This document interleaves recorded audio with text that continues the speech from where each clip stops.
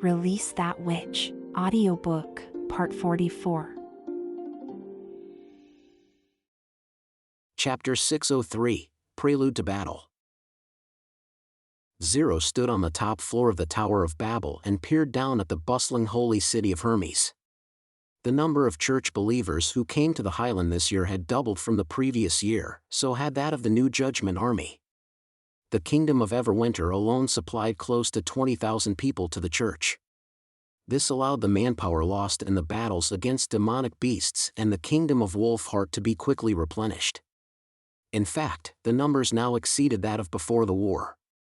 In a way, the only right decision that His Holiness O'Brien could make now was to unify the four kingdoms. Should Kingdom of Grey Castle and Kingdom of Dawn fall into the hands of Holy City, the Church would undoubtedly reach greater heights than ever before. However, this was not enough for Zero. She felt that while the Church would be more than capable of governing the secular kingdoms, it would still not be able to compare with the Union, which owned fertile plains.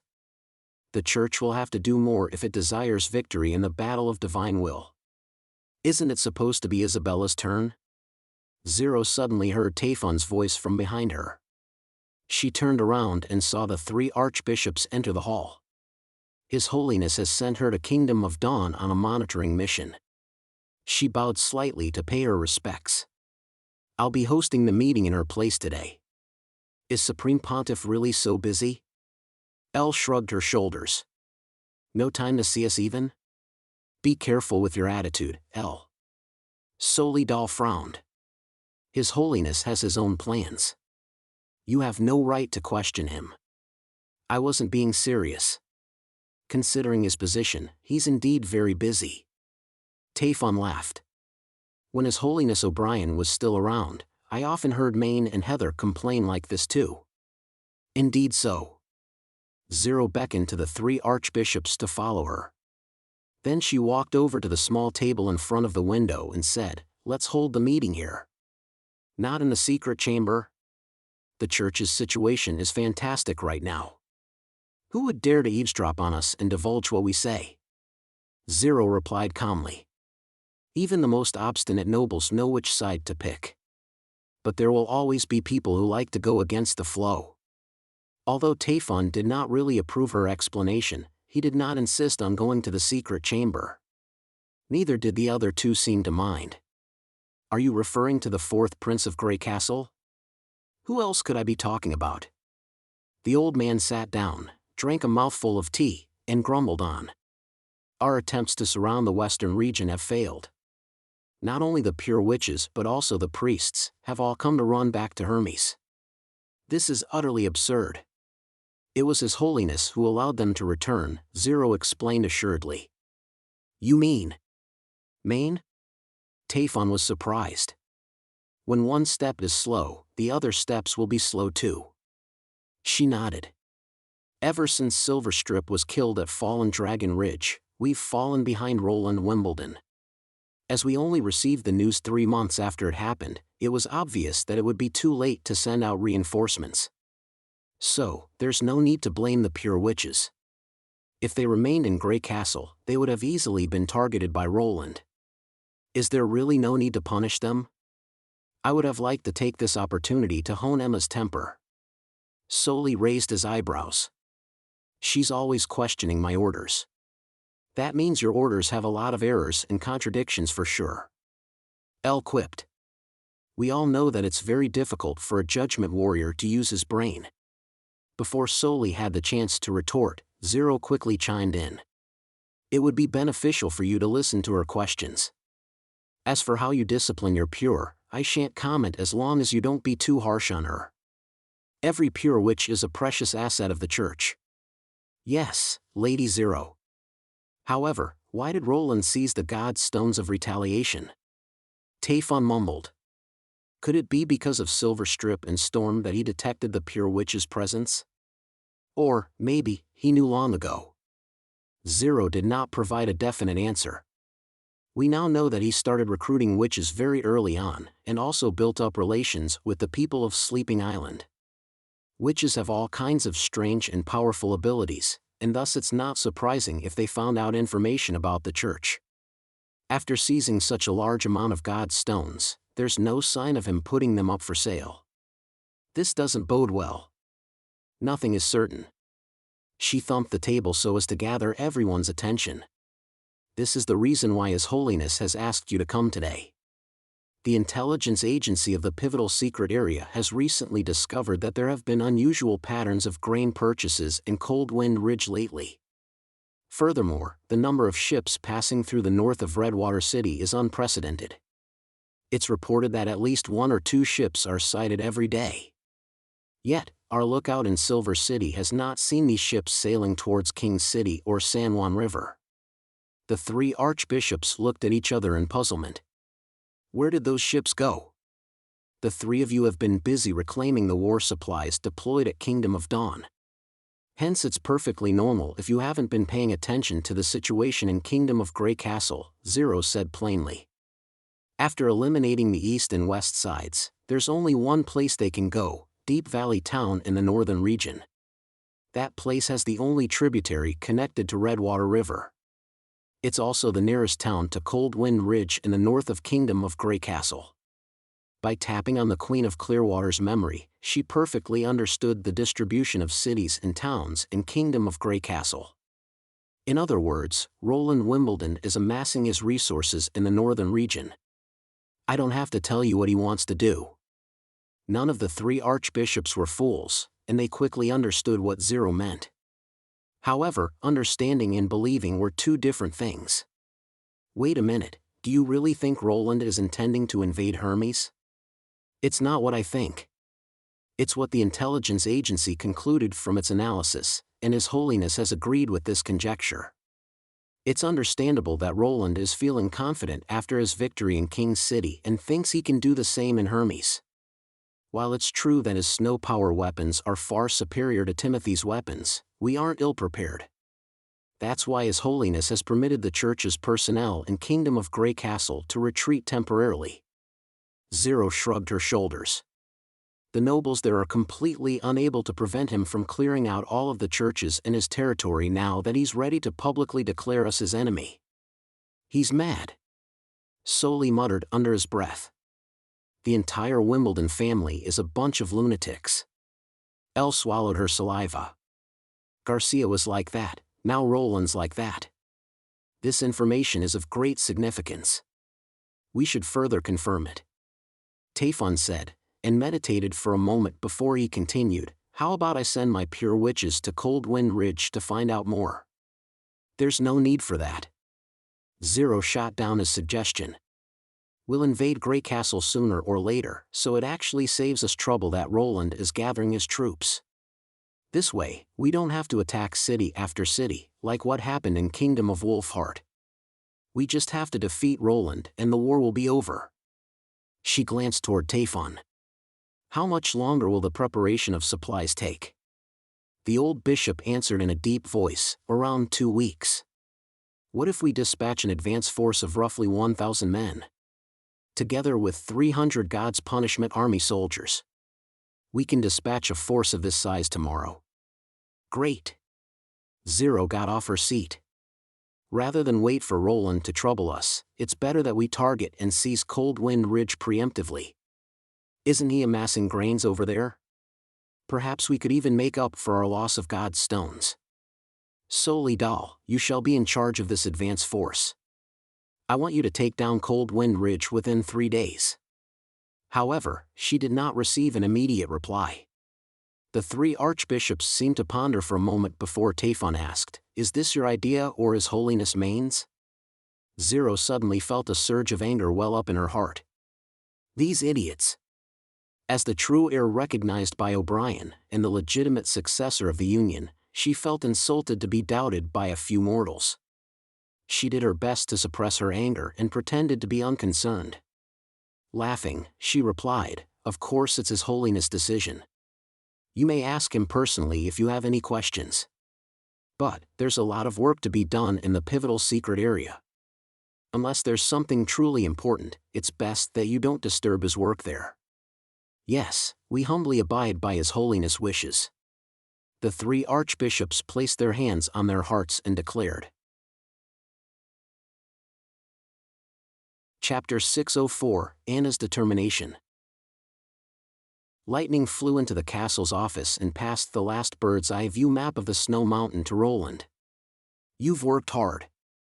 Roland caressed the young girl's forehead. "Do you have any new discoveries?" There was only snow and more snow. She closed her eyes and enjoyed the feeling. "Don't talk about demons and beasts. I didn't even see any large animals." "Is that so?" "Looks like I imagined too much." Roland took out the previous maps and examined them together thoroughly, although they were only drawn in sketch form, and were not as detailed and accurate as Soraya's photographs. He could at least make out a full view of the snow mountain. The body of the mountain was extremely large, and its height was approximately 4,000 meters. Standing on the mountaintop, one could clearly see the sea of clouds. The mountain peak was not as steep and sharp as Roland expected. Instead, it was a vast and flat area, and the middle portion was slightly concave, like a huge volcanic crater. The only difference was that the concave portion was filled with a frozen lake whose entire surface resembled a spotless mirror. According to Lightning, she could see flowing water beneath the thick layers of ice. "What did you imagine there would be at the peak?" "Ruins, blackstone pagodas, remains of a town. These wouldn't be surprising." Roland laughed. "I find it more surprising that it's completely bare." He pointed at the newly drawn map. "Is this the source of Redwater River?" "Yes." Lightning turned her head and took one look at the map. "It's within the clouds. If it wasn't for the sound of rushing water, I wouldn't have noticed it. There are many cracks on the mountain's body, some of which are amazingly large. Their widths could be 200 to 300 meters long. When near, the sound of falling water is comparable to that of thunder. Did you attempt to enter these cracks?" Be honest." "I did try, but I couldn't." The young girl pouted her mouth. The cracks were surely big enough, and their heights were sufficient to accommodate half a castle. The problem was that the mist created by the rapids was too dense, and thus I couldn't see anything. It was also accompanied by strong winds which pushed me back very quickly. Don't try something so dangerous in the future." Roland glowered at her. "Do you remember what you promised me?" "I promised to ask for your permission before doing any kind of exploration." Lightning drooped her head low. "That's right. I'll forego the homework punishment this time. Go play with Maggie." How about the snow mountain?" "We'll halt the work for now." He stacked the maps neatly and kept them in a drawer. "We shall wait until Sylvie returns before we talk about deeper explorations. I have to place my focus on the war with the church." "All right." Lightning nodded and flew out of the window. "What do you think?" Roland looked behind him. "I'm here, Your Majesty." Nightingale appeared on top of the desk, where she sat cross-legged. "The snow mountain is freezing cold. Who would choose to set up a camp in that kind of place?" As she was not wearing shoes, Roland could not help taking a few more looks at her feet, which were cutely wrapped in white socks. Do you also think that the megamouth beasts are hiding within the snow mountain?" "It's only a guess. If they are as skillful at burrowing as we believe, it won't be difficult for them to build dens in the mountain's body, and furthermore." Nightingale seemed a little hesitant. "What?" "I was wondering, could there be a connection between them and the holes in the impassable mountain range?" Roland continued to ponder over Nightingale's words until it was night time. No matter how he looked at it, it was a truly terrifying conjecture. If this bunch of scary monsters are everywhere and are restricted by natural barriers, how am I going to destroy them? Something else puzzled him greatly. If the megamouth beasts could reach the edge of Land of Dawn, then there should be signs of their activity in the fertile plains. Why didn't the Union leave any records of them? Unfortunately, the present situation prevented him from pursuing further exploration. The church had to be completely defeated for City of Neverwinter to have a future to speak of. After more than a month of shipping, he had already transported close to 4,000 soldiers to the northern region, together with a corresponding amount of military supplies and rations.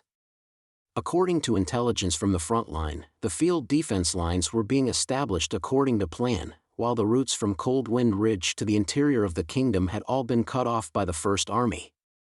Soon, the final batch of soldiers would be setting off. Roland would be following them to the northern region to command this war, in which failure was not an option. Right at this moment, he heard someone knock on the bedroom door. Roland opened the door and discovered that it was Anna who was standing outside. "I've seen Wendy's expedition roster, and my name isn't on it." She walked into the room with no trace of emotion on her face. "Pardon me, but I can't accept that, Your Majesty." Had Anna stormed angrily into the room and started an argument with him, Roland would have known what to do. Instead, Anna's expression made him feel a little afraid. It was as though she had already made up her mind on something, and life and death did not matter to her anymore. Ever since he rescued her from jail, he had not seen her look this way in front of him. Roland pulled her to take a seat at the bedside. After a long period of silence, he finally spoke. "I understand how you feel. However, the military production in the border area needs you. Whether it be the components of the heavy machine gun or the fuses of the howitzer, your processing skills are required, and these are crucial to our victory. Not because the front line is dangerous. Although there's a definite amount of danger while fighting against the church, we'll definitely emerge victorious. So, you don't have to worry too much. It's a more appropriate choice for you to remain here." He did not attempt to persuade Anna based on the perspective of war safety, as her expression had already made clear her attitude. The only way to convince someone as conscientious as her was to draw upon higher-level reasons, such as explaining to her how the military production played a key part in the outcome of the war. "If that's the case, I can do the processing in Deep Valley Town as well." Anna remained unmoved nevertheless. "There's iron and copper production in the northern region too. I'm sure Miss Edith won't be stingy with their ore. Lucia has also agreed to follow me, and thus the refining won't be a problem. As for the issue of transportation, while the ships had to transport complete weapons initially, they only have to transport parts now, and the assembly can be done in the northern region. This will only increase our efficiency." Anna's reply was clear and irrefutable. It was obvious that she came prepared for this. Roland was at a loss for words. "Your Majesty, I can't accept being separated from you at a time like this." She reached out her hands and clasped his cheeks. "This is different from our separations in the past. You know clearer than anyone that the war with the church is the biggest challenge you've ever faced. Either Hermes gets completely destroyed, or the First Army perishes. I'll never avoid what I need to do or deceive myself. If you lose, there's a chance I'll never see you again. Furthermore, if I wait in City of Neverwinter, I'll only hear the news 2 or 3 months after anything happens. I don't want to wait in torment for such a long time only to bid farewell in the end." Chapter 605, Exchanging Promises. What followed was a long period of silence. Anna's eyes were not as tranquil as Roland had thought. As the couple gazed silently at each other, he saw the surging undercurrent beneath the cerulean surfaces. It was comprised of anxiety, fear, but above all, resolve. This was the reason why her expression was always looked so steely. As time slid away quietly, the feeling became more and more intense. Roland finally realized that he was not going to change her mind. He closed his eyes and exhaled a long sigh. "All right, but you must agree to one request." "Say it." "You must never go on the front line. You'll always remain in the rear." "Promised." If something happens on the battlefield, Roland wet his lips. "I'm saying, in case, if something like that really happens, I'll leave the northern region immediately," Anna said without reserve. Roland seemed stunned for a moment. "Are you worried that I'll try to avenge you and end up giving away my life needlessly?" She stroked his cheeks gently. "Only Nightingale and Ashes would do something like that. As for myself, I'll return quickly to the western region, bring all of your loyalists to Sleeping Island and settle down there, while continuing to resist Holy City. Your Majesty, although I'd like to follow you into death, I know that you'll never be agreeable to that." As she talked about this, she paused for a moment before continuing, I promise you that I'll walk your path for you until your ideal world becomes reality, where witches and normal people can live together freely." Roland did not respond. There was no need to. Anna's growth had exceeded his expectations. This was already the best reward he attained for coming to this world. She reached out her hands to unbutton Roland's shirt. Nothing else needed to be said. The couple kissed as they flipped onto the bed. Blackfire pulled down the curtains, while clothes and blankets were tossed to one side. In this moment, Roland's and Anna's fates were firmly connected, with the stars in the sky serving witness. 2 days later, Roland delivered his final speech before setting off in the square. The people who came after hearing the news crowded the square until it was almost watertight. After a year and a half of development, border town of Old no longer existed and was replaced by the prosperous and bustling city of Neverwinter. This had brought about massive changes to the lives of the people. This also meant that Roland's reputation and popularity scaled to unprecedented heights. "Good morning, my subjects." As he went on stage, cheers rained down on him overwhelmingly. "Long live our king! Long live your majesty Roland!" The people needed neither encouragement nor echoes to boost their volume. They consciously and enthusiastically cheered with respect for their king and waved their hands in the air. The furor only gradually subsided after a full 7 minutes. "All of you should already know."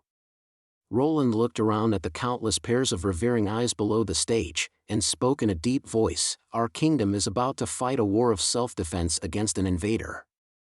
The enemy is none other than the holy city of Hermes, which has already annexed Kingdom of Everwinter and Kingdom of Wolf Heart. Today, of the 4 kingdoms, only Kingdom of Grey Castle and Kingdom of Dawn remain. Right now, they're targeting us.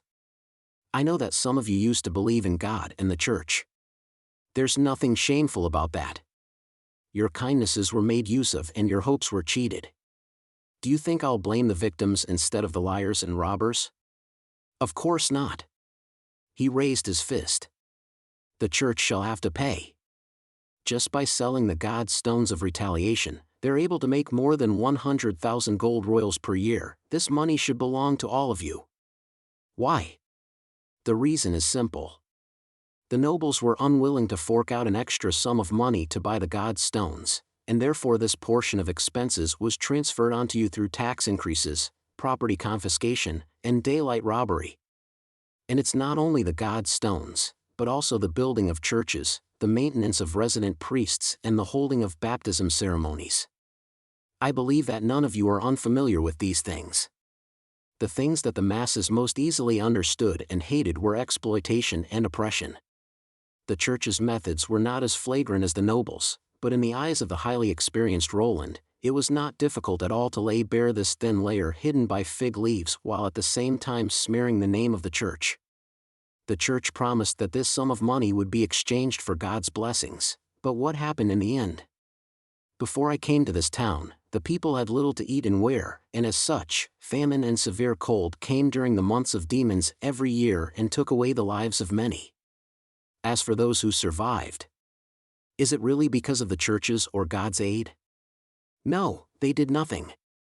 Roland raised his voice a notch. The only thing they're interested in is sucking your blood dry.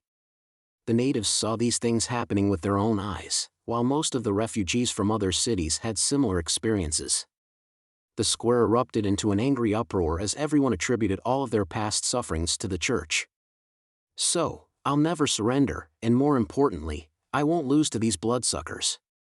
Roland waved his fist in the air and declared loudly, "The First Army will pulverize them so that nobody will dare to rob my subjects ever again. You won't ever have to worry about paying money to build churches or to atone for your sins. These bullshit taxes won't exist in the new Kingdom of Grey Castle. Facts have proven that without the presence of the Church, City of Neverwinter will become an even better place, and so will the other cities. Everything that you have has been created by your own hands and your spirit, not those illusory things. That's why I have repeatedly emphasized the glory of labor. Only labor can create wealth, and you people are the most glorious of laborers. You should be proud of this. Without you, there won't be today's prosperous city of Neverwinter. He pressed his hands down as a gesture for the subjects to pause their cheers. The First Army has set off for the northern region, and they'll be fighting against the church. If we're defeated, we'll lose everything that we own and return back to the impoverished times of old. Tell me, are you willing to return to the past? The answers he received were self-evident. No, Your Majesty, we'll fight the church until the end. Kill all of them. Chase them out of our kingdom. I'll protect Your Majesty with my life. There were all kinds of responses, but their expressions were impressively identical. They were willing and ready to defend everything that they had that was hard-earned. Well said. I don't need you to engage the enemy in battle. That's the responsibility of the First Army. Neither do you have to pay extra taxes to support the war. That's what the enemy does to its people. All you have to do is to continue living your lives, and continue to participate in the construction and production of this city. This would be the greatest aid your kin fighting on the front line can receive from you. Roland placed his right hand on his chest and saluted. We must attain victory. Long live the kingdom of Grey Castle. For victory. Long live this kingdom. The people repeatedly chanted these two phrases, even long after Roland had made his departure. In the afternoon the same day, the last batch of soldiers boarded the paddle steamers. The Roland, serving as the flagship, tooted to signal the beginning of the journey. The destination was Deep Valley Town. Chapter 606, Father and Daughter. Edith had already waited in the hall when Duke Calvin walked into the castle of Jade Forest. My dear daughter. She interrupted him ruthlessly. Why are you so late? I wrote to you a month ago, telling you to cooperate with the First Army in assembling and war preparation. We need to meet all their requirements as much as we can. Yes, I notified Earl Hire in Deep Valley Town immediately, and then sent our butler to supervise the matter. Isn't it enough? The Duke said with his open arms poised in midair. Of course, folding her arms across her chest, Edith said disagreeably, it can show our sincerity better if you come here in person. Besides, the war against the church is very important. We can't take it more seriously. But after all, it's Earl Hire's domain. Come on, father, the nobles are going to disappear, and you're still fussy about the issues of domains and feudatory. I thought you'll be more decisive after the rebellion of Hawes and list of families. Duke Calvin was embarrassed and said, I thought my daughter would at least give me a hug and say she missed me, instead of talking about the business before we sit down. Really? Edith laughed. So you didn't lose your temper in the study, calling me a bastard, and said I was an ungrateful bastard who bit the hand that fed her. If I'm right, you must have wanted to smash something but stopped because it's too expensive. The Duke choked. Damn it, who told her, thought the Duke. Before he figured out how to respond, Edith had already walked toward him and wrapped around him with her arms. Welcome to Deep Valley Town, father. Satisfied? His anger dissipated instantly. A mixed feeling struck him when he stroked his daughter's hair. Sometimes he just did not know how Edith became such a talented, beautiful lady today. She was his first wife's daughter, but Edith's personality was quite different from her biological mother's and his. He almost doubted if Edith was his own daughter if it was not the resemblance she bore to his late wife. When they hugged, however, the Duke again felt that they were related by blood. She was still the pearl of the northern region who was raised by himself. After a while, Edith dreadfully pushed him away, saying, You stink. I suggest you should go to get a shower first. I brought some scented soaps from City of Neverwinter. Try one. It's better than Cash's. There's no hurry about that. Calvin looked around. Right, where's Earl Hire? Why didn't he greet me in the hall? I told him to go back to his mansion in the suburb. What? The Duke looked at his daughter in shock. Edith shrugged and said, He cares nothing about His Majesty's will or your orders. If I didn't arrive there in time, he might have pissed the advanced troops off. Not everyone can clearly see their present situation. Some of them may not even have the nerve to open their eyes or minds. For them, I won't waste a second. The wiser option is to drive him away. But he just handed over the castle and towns obediently? Of course not, but I have the first army. She smiled. And it conquered King's City in one day, so what do you think a dozen of knights can do about them? I don't know whether it's an illusion or not, Edith has changed a lot in the last 2 months. Her smile is more sincere, not the kind of the noble's fake smile which she puts on in public.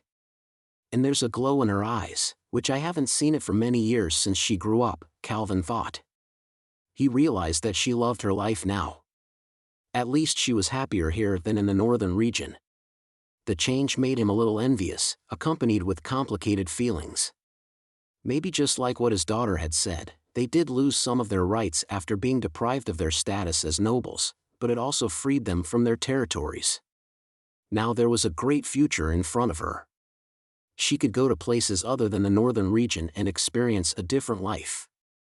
After returning to the study, Calvin drank up 2 cups of black tea and let out his breath.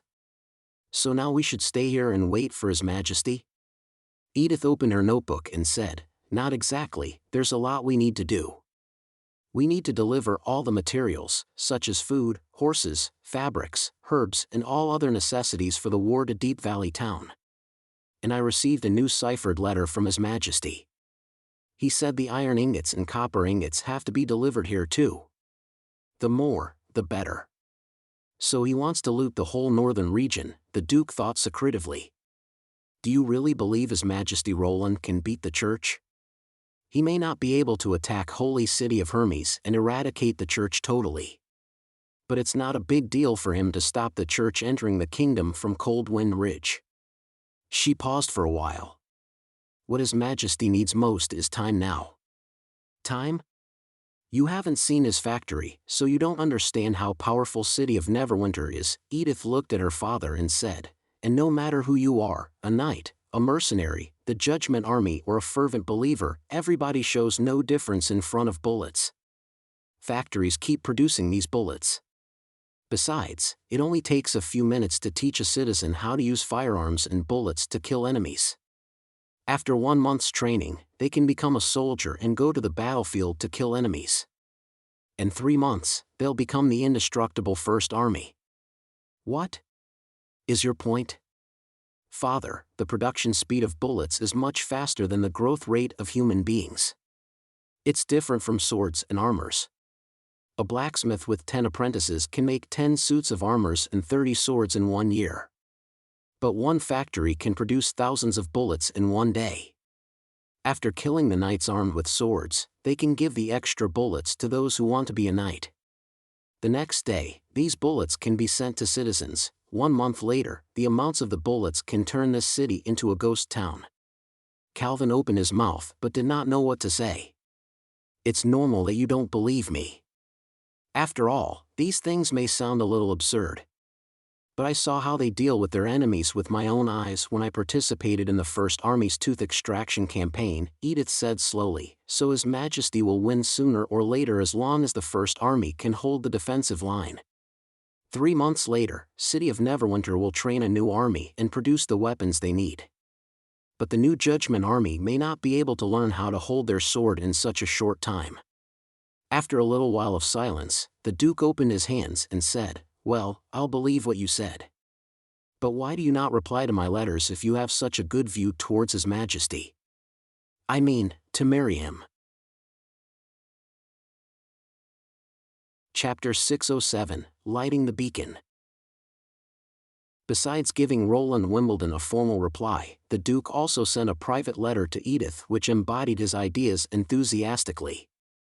Since Roland had yet to marry, if her daughter could marry Roland, it would bring him peace of mind. There was no true love in a political marriage, or at least it did not play the main role in such marriages. The Pearl of the Northern region knew this clearly. The Duke believed this was a great opportunity, especially when all of the territories of the nobles would be taken back later, which meant the king would be the only noble in Kingdom of Grey Castle. His queen's position would be extraordinary. Calvin believed his daughter could understand him. However, neither His Majesty nor Edith replied to him. Don't tell me it's because you don't like him. The Duke poured himself the 3rd cup of black tea and said, I haven't seen you like anyone before, and it doesn't matter. You considered marrying Timothy, why can't you consider marrying Roland? No, it's different, father. What's the difference? Aren't they both kings? Edith closed her notebook and said, no, Timothy needed a reliable ally or subordinate in the northern region. The only way to ensure that was marriage. If I said no, he would kick the Cant family out and find another more obedient family. In other words, our family's position would be untenable if I could not be the queen. There would have been nothing we could do. So I had to drag this marriage in case. If Roland in his western region failed, I would play my role in marrying Timothy. But if Roland won, I don't need to marry him. What do you mean by that?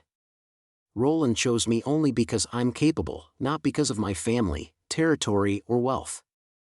All those things that read behind me aren't important in his eyes. His daughter stroked her hair. Since the noble and rules won't exist anymore, why should I obey those old regulations? You know, she continued talking, few officers who help him manage City Hall and City of Neverwinter come from noble families. They're all common people who took the jobs after several rounds of examination. I have to admit they act badly in many ways, but when it comes to their own work, they don't lose to any noble. This is His Majesty's new rule. You don't need to worry about losing your position as long as you complete the work assigned by him. So you should get rid of the old rules as soon as possible, and get used to the new policy which is issued by City Hall so as that you won't hold me back. Even so, you could still be the queen. It's harmless to you. The Duke did not want to give up, saying, you could show him how capable you are and give birth to a prince, so the Cant family would be his inseparable ally. Your brother's future would be secured too. Edith hesitated for a while. I'm afraid I can't do that. Why? His Majesty Roland, he seems to believe in love. So he already has someone in mind? The Duke winced. Yes, a witch. What? He did not believe what he had heard and wondered if his hearing was acting up. Scroll said His Majesty Roland will marry a witch. Edith confessed. Scroll is also a witch who works as a Minister of Education in City Hall. So it's a political marriage? Calvin could only think of this answer. But it's too absurd. Witches can't have children. It's not a political marriage. He only wants to marry her because he loves her. She leaned back in her chair and played with the quill in her hand. Yes, love plays a big role in this upcoming marriage. This may sound impossible, but after 1 month's contact with him, somehow I just believe what he said. Why? You'll understand when you see him. Among all of the nobility that I have seen, he's the most unlike one, his daughter said with a little smile that twitched upon her lips. What about the heirs? They'll find a way to solve this problem. Edith shook her head. But it's not our concern. We shouldn't get involved in this. Iron Axe was patrolling in the crisscross trenches with a group of officer corps.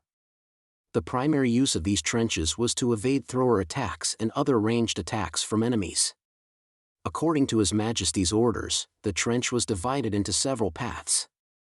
The distance between each path was 20 to 30 meters and longitudinal grooves interconnected the cross trenches so the soldiers could walk forward and backward.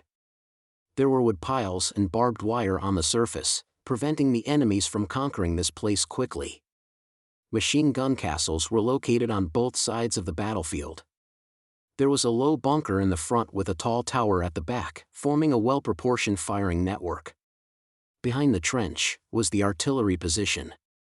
There were 50 field artilleries standing side by side. Going back, it was the shooting area for the 152 mm long-sawn cannons. To ensure the project schedule, Iron Axe specially applied to His Majesty for Maggie's express transportation and sent Lotus to Deep Valley Town in advance. Just seeing the layout of the battlefield, the First Army's commander Iron Axe felt victory was in sight. This group of people walked to the end of the battlefield, gazing out over the tan-colored mountains far away. This place was located at the foot of the impassable mountain range's Big Gap, which was also the only way to go down the mountain. They could see the steep impassable mountain range less than 1 meter ahead. Coldwind Ridge just stood on the hillside. Its strategic significance, same as border town, was to supervise Hermes. Once the signal fire was lit in the town, many of the villages in the northern region and the nearest deep valley town would see the warning. It was a day and a half's march from Coldwind Ridge to the ambush site, so the First Army had plenty of time to prepare themselves for confronting the enemy. Can't we just evacuate all the citizens in Coldwind Ridge in advance? Brian, who followed him to check the battlefield, just could not help asking. Holy City may turn them into the first batch of enchanted people to charge the front. If we do so, it'll alert our enemies that we've set a trap here. We can't take this risk before we finish the layout of the battlefield, Iron Axe said with little emotion. Coldwind Ridge could only act as a bait rather than the main battlefield, for it's too close to Holy City. Besides, no one would believe us, Vanner added. You see, if someone run to a village and told those locals the war is going to begin, you should get out of this place as soon as possible, and please go to the foot of the mountain. Who would believe him? Unless we forced them to leave. But then Holy City would know our true intention if we did so. Brian signed. I know that, but don't worry. We can finish our work here within 3 days, Iron Axe said in a low voice, and then we can tell people to evacuate. According to the spy's information, the Holy City's large forces are still stationed in the campsite, so we still have enough time to evacuate the citizens. I hope so, Brian said with his eyes widened abruptly. Wait. What's that? Iron Axe's heart sank slightly while seeing the mountains far away from that Brian's eyes were fixed on. A wisp of smoke rose from the back of the mountain, a black line against the gray cloudy sky. Chapter 608, Coldwind Ridge. Soli Dal satisfactorily went through the broken castle gate and entered the castle of Coldwind Town. Just 3 days to take Coldwind Ridge? Apart from the 2 days he spent on the road, it only took him several minutes to break through the little town city wall. Of course, that muddy fence could hardly be called a city wall. The few guards just fled without making any official resistance after 2 of them were slashed by the Judgment Army and fell to the ground. Is this the town guarding the border area? The Kingdom of Grey Castle is nothing more powerful than that. The only thing that upset him was when the church army was only halfway down the mountain, smoke came out of the beacon tower below as if they had known the church army was coming to attack the town. Although sooner or later residents in the other domains of the northern region would be alerted, what made Soli angry was the disrespect the townsmen held toward the church. They had treated the army from Holy City as enemies beforehand, which showed their long-held sacrilege. Soli dispatched a squad of Judgment Army to head to the beacon tower, in order to arrest some soldiers for interrogation before hanging them. This way please, my lord. The knight leading the way said in a trembling voice. With swords placed upon their necks, those knights did not show any courage, nor did they try to protect their lord. Instead, they instantly knelt down and pledged allegiance to the church. Those soldiers without a belief are just ugly, weak, and hapless. They're nothing compared with the judgment warriors who fight for the deities. After killing several guards on the way, the Judgment Army broke into the study of the Lord of Coldwind Ridge and sealed every window which might serve as an exit, although Soli did not think the Lord had the courage to escape through a window at all. Soli slowly walked into the study, looking at the Lord gradually slump on a chair with a pale face. Good afternoon, Lord Kevin Natton. How dare you break into Coldwind Ridge? Does Holy City want to make enemy with Kingdom of Grey Castle openly? He's done, Soli thought. Fear has completely possessed him. Through the decades of defending against demonic beasts at Hermes, the Archbishop had developed a unique ability, which was to relish fear. Some people could convert fear into the desire of survival, while others would only be devoured by fear. Converting fear into the desire of survival was regarded as the essential quality for a judgment warrior to be promoted to a member of the God's punishment army. Those who were devoured by fear would be eventually obsolete in the endless atrocious wars. Kevin was obviously among the latter. That's right. Haven't you known it long before? What? No. I don't know what you mean. It's too late to regret, my lord. Soli interrupted him. You offered high prices for grains and forbade merchants to go to Holy City. Don't tell me you did that on a whim. The king of Grey Castle wants to turn Coldwind Ridge into an outpost for the war against Holy City. So, naturally, you can't blame us for an early counterattack. This is a groundless accusation. Kevin shook his head repeatedly. I didn't do any of what you accused me of. The king has never sent ambassadors to Coldwind Ridge, not to mention to launch an attack against Hermes. It's okay that you don't confess. Supreme Pontiff has his methods to find out the information he wants in your head. It'll do you no good if things have to go that far. So, you'd better tell me everything you know now. I really didn't do that. You can't wrongfully accuse me. He shrunk his obese body a bit and said, I'm the Lord of Coldwind Ridge, and Earl of Kingdom of Grey Castle. What you did has violated the agreement on the months of the demons. Enough. You deserve it. Soli Dal waved his hand in dread. The Judgment Warriors immediately dragged Kevin out of the study. After the Archbishop sat on the Lord's chair, he vaguely felt something was wrong. The Lord has obviously been destroyed by fear. Why did he refuse to confess? Is he so loyal to Roland Wimbledon that he would rather be interrogated in Holy City than disclose the king's plan? At that moment, a Chief Justice went into the room. My Lord Bishop, Pitsos has sealed the granary, but what? There isn't much food there, probably only enough to last the townsmen for 1 or 2 months.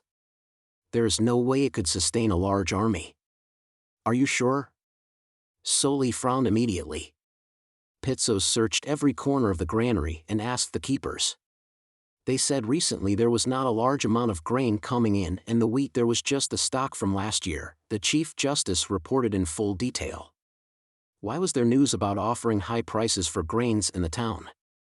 Soli meditated for a while. Go ask the merchants.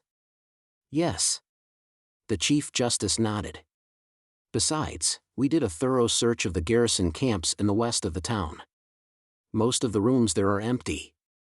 The surrendered knights said since the border army was completely annihilated at Hermes, no new soldiers have been recruited.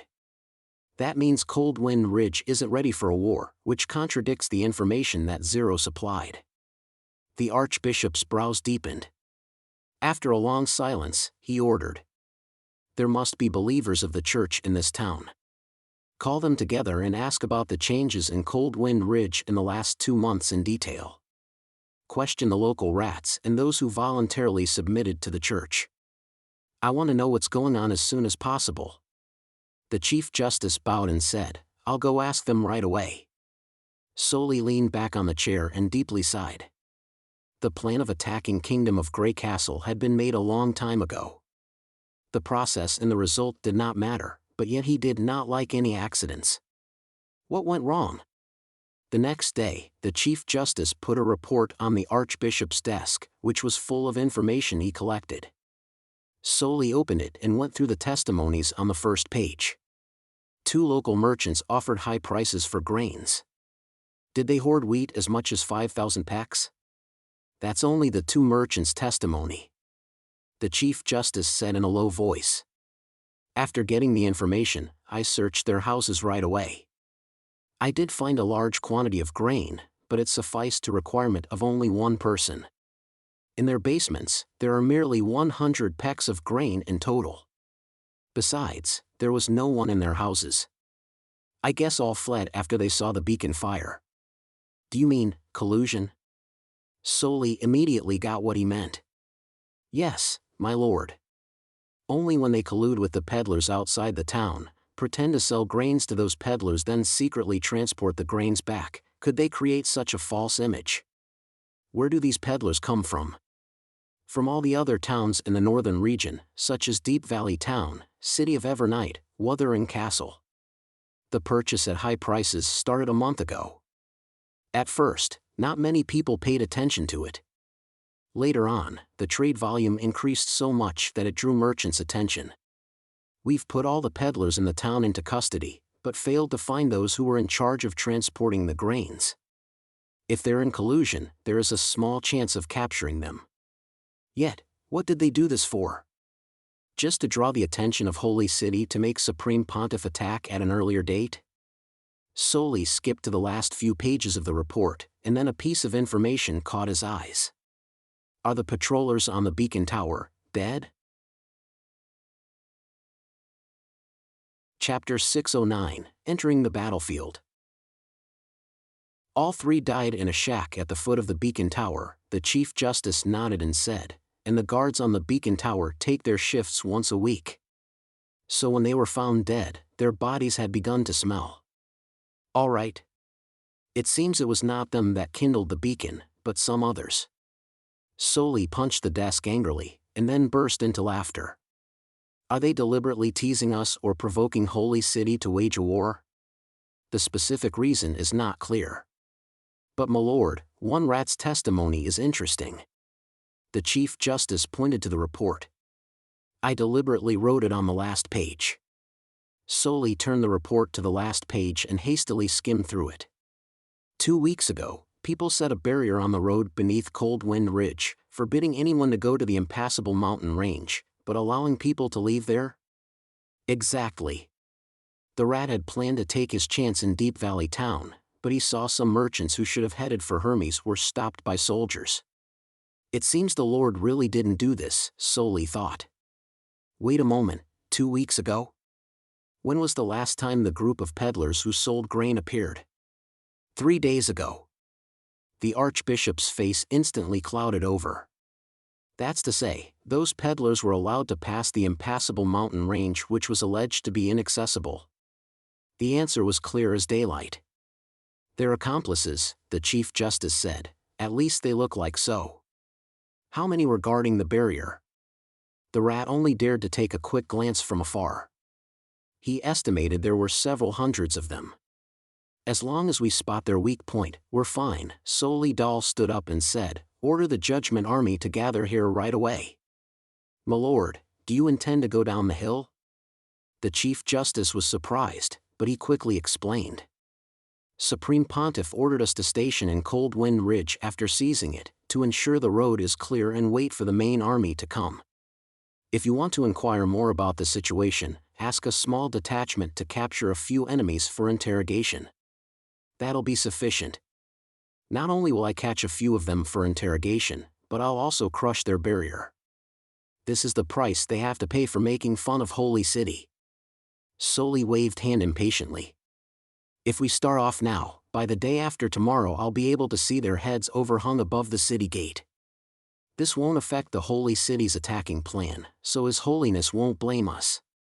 But if this is a trap the enemy set. A trap? Solely glanced at him. I used to lead an army and attack Broken Tooth Castle of Kingdom of Wolfheart. It was a very tough battle.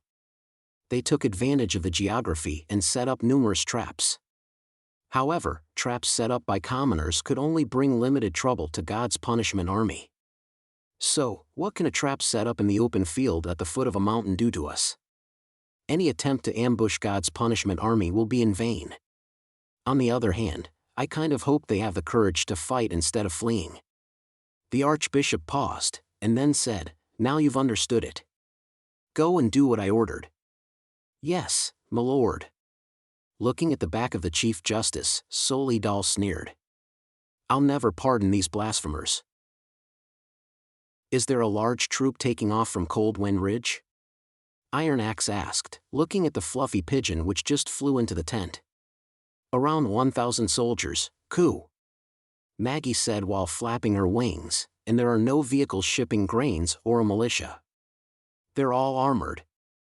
Some of them are carrying big shields and short spears, Coo. Big shields? Iron Axe said in surprise, how big are they? Maggie looked at Iron Axe while tilting her head. About the same size as yours, Coo. I see. Well done. Iron Axe handed over the pigeon a piece of dried meat as usual, and then called for the guard who was standing outside of the door. Ask Gun Battalion Commander Bryan and Artillery Battalion Commander Vanner to come to my tent for a meeting. The enemy is in action. After hearing the information provided by the witches, Brian could not help frowning. How can they come so soon? It will take between 2 to 3 days for His Majesty to reach Deep Valley Town. The Longsong cannons aren't in place yet. The church indeed reacted faster than we've expected, but whether His Majesty is here or not, we need to stick to our posts and never step back, Iron Axe calmly said. And no matter what, the enemy mustn't cross our defensive line at the foot of the mountain. Yes. Brain and Vanner said in unison. Good. Here is my battle arrangement. Iron Axe licked his lips. It'll take the enemy at least 1 day to arrive at the foot of the mountain, which gives us enough time to prepare. We have over 2,000 pieces of God's stones of retaliation. Assign them to as many soldiers as possible at the front rows. The machine gunners need more protection than anyone else, so they must wear God's stones too. He roughly explained the plan he'd been conceiving. In addition, I'll arrange 10 good gunners and a machine gun team to protect Miss Sylvie. They'll follow Miss Sylvie's instructions based on her investigation of the scene to take care of the enemies who pose greater threats. Other soldiers will act in accordance with the instructions set out during the maneuver. I have a question, Vanner said in hesitation. In the enemy's team, can the soldiers carrying big shields be? They're most likely God's punishment army. Iron Axe nodded. Judging from Miss Maggie's description, commoners won't be able to march carrying shields of such a size. Can a bullet penetrate it? Asked Brian. We won't know it unless we try, Iron Axe answered without hesitation. If a flintlock can't harm the enemy effectively, your people just try to stop the God's punishment army marching forward and leave them to the artillery to take care of.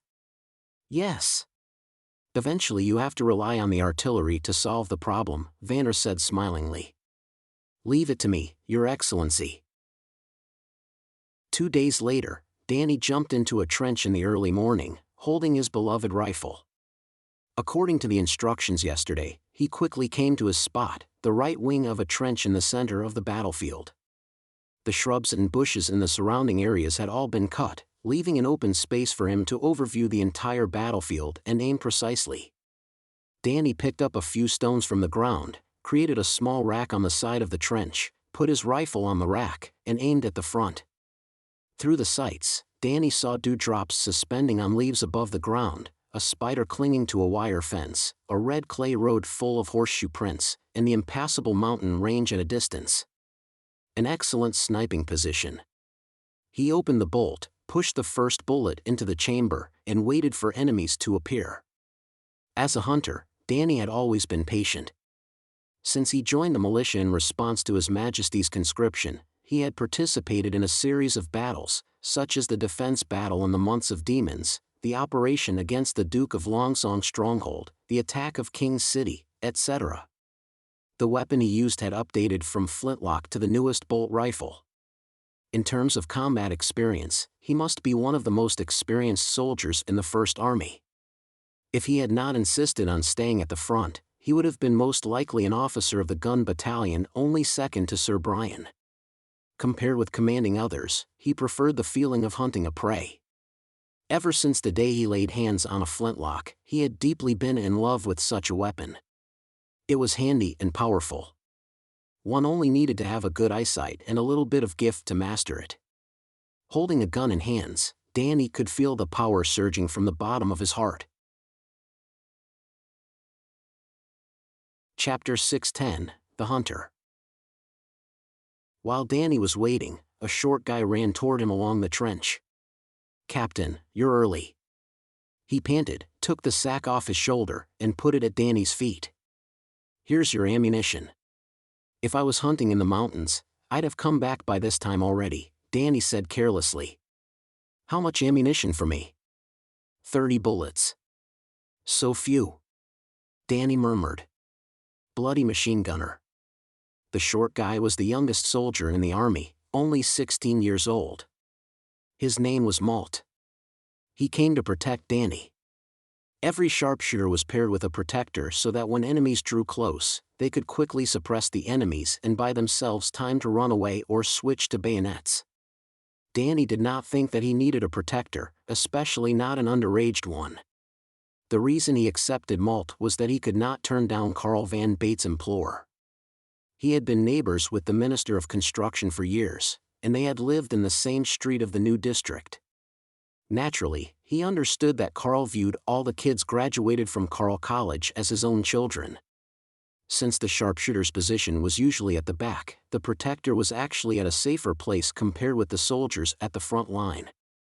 Danny knew that His Majesty hated his employees covering up or colluding with each other, so taking Malt as his protector was one of the few things that he could do without offending His Majesty. Looking at Malt, who was squatting there picking bullets, Danny could not help asking, "Have you thought of changing for another job? Leaving the First Army?" Malt answered without raising his head, "No, I like it here very much." "But this isn't a game," Danny said, raising his eyebrows. "We could be killed at the battlefield any time. You don't have to take this risk. As a Carl College graduate, you're totally qualified for a job in City Hall. There you can work quite decently and earn more than here in the Army. But I don't like running errands for the officials every day. I just want to hold a gun to protect His Majesty." Malt put the 8mm bullets he picked before the trench. "Besides..." He suddenly paused and seemed to be blushing. "Because of Miss Nana?" Malt did not reply, yet his cheeks reddened. Danny could not help bursting into laughter. "At least half of the soldiers in the First Army admire Miss Angel. I don't think you even have a chance. Besides, her father is a baron. Even he currently doesn't have lands. His daughter isn't someone you can dream of." I'm not thinking like that," Malt said, craning his neck. "I'm satisfied as long as I can see her every day." Danny shook his head and stopped persuading Malt. He knew how strong or stubborn one could be once he was in love. He himself was no exception. Whenever he had time, the image of a green-haired woman would appear in his mind as soon as he closed eyes. If she had not reached out to save him, he might have lost his life in the forest. But at that time, she was still a minion of the demons, the embodiment of evil. Danny buried his affection deep in his heart and dared not to tell anyone. Unexpectedly, the second time they met, witches had been proved to be innocent. Consequently, she had moved into the witch building in the castle area and opened up various experimental fields in Misty Forest. He could not enter the castle area as he wished, so whenever he was on a vacation, he would always pick up his bow to hunt in Misty Forest. He even decided that when he no longer served as a soldier, he would apply to the City Hall for the forest ranger job and take Misty Forest as his new home. Woo! Woo! At that moment, he heard the blare of the horns. It signaled the arrival of enemies. Danny stopped his wandering thoughts and fixed his gun holder. No matter what, he was still a warrior at the moment. He should fight to protect His Majesty and overthrow the church who was hunting witches. As the sun rose above his head, a troop with shimmering armors appeared at the foot of the mountain. In order to siege the only road leading to the mountain, their defensive line was less than 1 kilometer away from the Hermes Mountains. The moment the enemies went off the mountain, they had stepped into the First Army's cannon's shooting range. Danny knew full well that Iron Axe would not miss any chance to strike the enemies. As if to prove his thoughts were right, a series of dull roars burst behind him, which sounded like thunders coming from far away. Danny vaguely saw lines of shadows flying over his head towards the enemies. The battle started without a sign. From a distance, Danny could clearly see the landing points of shells, where dust was sprung up like bunches of wildflowers. The enemies, which were marching like a line of ants, instantly went into a panic. That was a normal reaction, considering it was the first time they were stricken by opponents whom they could not even see. If it were for the mercenaries or militia, their morale could probably totally collapse after a few rounds of shooting. But the troop of the church did not retreat. It began to accelerate. The soldiers seemed to be not as neatly lined as before. By the time they got closer to Danny, they had suffered 3 rounds of cannon attacks. The combination of 50 field artilleries was enough to bombard continuously, which was a torturous experience to the enemies. Without war horses, they had to trot on this hellish road on foot. The God's Punishment Army, which was said to have prodigious strength, held big shields upright and advanced in the front row. They formed a gray iron wall 500 to 600 meters away from the First Army's first trench. But it did not mean much in front of bullets. As soon as a bullet hit a big shield, it would break the shield into pieces and threw the shield holder on the ground. "This isn't good," Danny said while shaking head. "I'm afraid they will be annihilated before they even reach the first trench." He understood the First Army's fire arrangement. First, they took care of the enemies from 1,000 to 1,500 meters away with cannons. Then when the enemies gathered before the wire fence, they swept the battlefield with machine guns. If the enemies got within 200 meters and began to rush forward, they used revolving rifles in close-range combat. Why is it not good to destroy them? Malt peered over the trench, standing on his tiptoe. "Well, because then there'll be nothing for me to do." Danny collected the bullets he laid out into the waist pocket, lifted his gun, and prepared to leave. "Where are you going?" Malt hurriedly pulled him. "I'm going to the trench in the front row." Danny got rid of Malt's hand. "You stay here. I'll go with you. Don't follow." "This is a captain's order." With these words, Danny bent over to walk along the communicating trench. The sounds of landing shells got louder and louder. At every dull crashing sound, crumbs came off the trench walls and fell into his collar. He then knew that he was approaching the forefront bit by bit. After crossing 3 rows of trenches, before a new round of shells landed, Danny stuck out his head to watch over the trench, regardless of the fact that other team members were looking at him confusedly. He could clearly see the big shields of the God's Punishment Army, and even hear the enemy's desperate shouting and yelling. He was about 300 meters away from the enemies. This is close enough.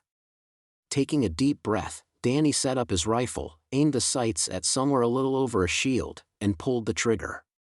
Accompanied by a crisp sound, some blue blood spilled behind the shield, which, together with the shield holder, fell to the ground, revealing the bewildered Judgment warriors hiding behind. Danny pulled open the bolt, took off the steaming bullet shell, and pushed the bolt back again. The loading sound thrilled and exhilarated him. The first one, Danny thought. Chapter 611, Protected. Danny was constantly aiming, shooting, until the clip emptied. Another 2 big shields fell down. Danny would not waste his bullets on the Judgment warriors. With the thin armor, the Judgment warriors looked martial, but yet they could not even withstand the flintlock. Lord Iron Axe once said that the God's Punishment Army was a dreadful opponent because one of its soldiers could fight against 10, but at the same time, they were scarce and troublesome to train, so they were the targets worth hunting. The reason he disliked the machine gunners was that he felt those arrogant fellows, although they used exactly the same bullets as he did, shot with an astonishingly low efficiency. During the only 2 times of live practice, a machine gun squad fired several chests of bullets within 1 hour, which even made Lord Iron Axe's heart ache. But while checking the bullet holes, only around 100 bullets actually hit the targets. Danny felt it was totally a waste of resources. Of course, he also understood the significance of the Mark I machine gun. At least while faced with swarming enemies, it could stop their attacking momentum. But in terms of hunting results, sharpshooters were more reliable. 1 bullet for 1 enemy. This was his aim for strict training. Danny pulled out the clip and skillfully reloaded it. When he was about to stand up and start shooting, he heard someone gasping. Looking over his shoulder, he saw Malt. "Damn it! Didn't I tell you to stay where you were?" He shouted at Malt, "You violated a military order." Lord Brian said that a soldier can never leave his position lest for exceptional cases, so you've violated a military order. Saying this, Malt wiped the sweat on his forehead. "As your protector, I must stay by your side." Holding back the impulse to beat Malt, Danny grabbed a handful of bullets from his pocket and threw them in front of Malt. "Fill the clip. Stay down unless there's an emergency." "Yes, Captain," the short guy saluted and said smilingly. After Danny killed 5 enemies, there appeared to be some changes in the enemy's troop. The church commander probably believed that they would not make it to the trench if they kept on charging that way, and so they made a change. The God's Punishment Army abandoned their big shields and charged toward the trenches. They moved at such a fast speed that even horses would not outrun them. They were getting closer and closer. The sound of revolving rifles and machine guns rang out at the same time. Suddenly, some blood fog appeared in front of Danny. The dust rising from the ground was denser than the time when the cannons bombarded. It looked as if there was an invisible giant hand severely beat the group of charging warriors. Facing this unstoppable force, the enemy's charging speed was greatly slowed down. Anyone touched by this invisible force was torn into pieces with blood splashing everywhere. A soldier of the God's Punishment Army kept running forward even after one of his arms was shot by a bullet. When Danny aimed his gun at him, a sand snake composed of dozens of lines of dust sloppily passed through the soldier's body, which was the unique trajectory of a machine gun. The soldier's chest suddenly waved like a pool of water, blue blood splashed out of his back, and his ribs were even broken by the scorching airflow of the passing bullets.